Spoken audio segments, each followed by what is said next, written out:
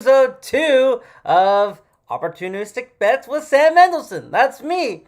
On my show, you'll hear a lot of sports bets, but now that we're deep into football, this is where it matters. They always said right at Thanksgiving, you'll know what teams are for real and what teams aren't. But before we go into the Thanksgiving games and before we go into my 8 picks of the week, let's just do a quick recap of last week. 6-2.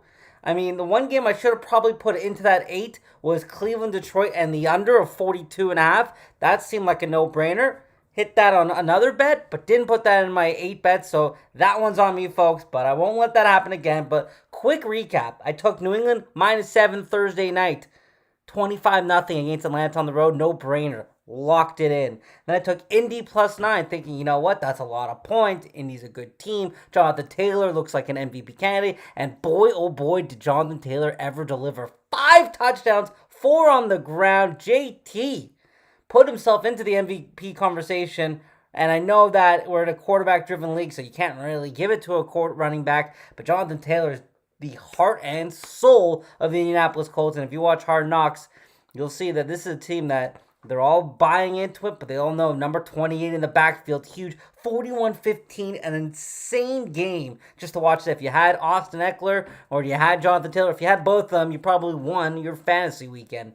Miami -2.5, that was a good one. A little close, dicey in the second half, but Dolphins pull away 24-17. Cincy -1, 32-13 against Vegas on the road. I really liked Cincy. I really thought coming off a bye that they were going to show that they're really a playoff bubble team, whereas Vegas, I mean, everything that's gone on with Henry Ruggs, John Gruden, Damon Arnett, as I mentioned in my last show, I just felt like they're just pretty much down, and you'll hear what I have to say about their Thursday night game and their Thursday night opponent.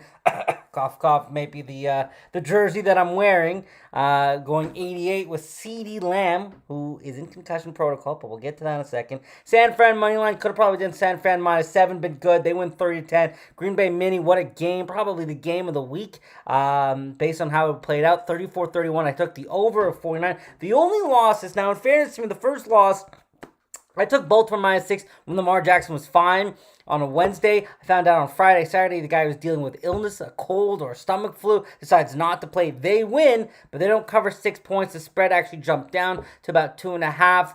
So if you took Baltimore 2.5 on Sunday with Tyler Huntley as the quarterback instead of Lamar Jackson, good for you. I did not lock that bet in, but it was in my 8, so I will own up to that. And I took Dallas +4, a tough game. I think going CeeDee Lamb getting hurt in the first half really was the big pivot for me, or the big focal point, as they just couldn't really score any points, but defensively looked fantastic on the road against Arrowhead. Which brings me, and now I won't start with the Dallas Cowboys, but the Dallas Cowboys are one of the 2 teams, them and the Detroit Lions, that play every Thanksgiving. Now, I'm Canadian, so our Thanksgiving is about a couple weeks ago, maybe a month ago, but what am I thankful for? I'm thankful for 3 NFL games on Thursday Thanksgiving. I mean, there's nothing else that I like to do than watch football. Give me 3 to, keep Tim Boyle and the Detroit Lions, the winless